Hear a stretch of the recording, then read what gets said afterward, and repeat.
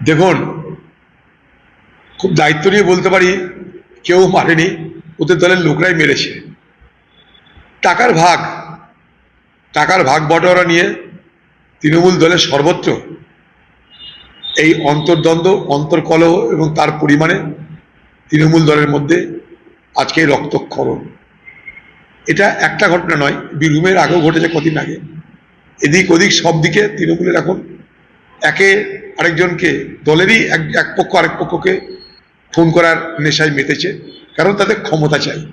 ক্ষমতা মানে টাকার ভাণ্ডারটা, চুরি করার পাত্রটা তাদের চাই।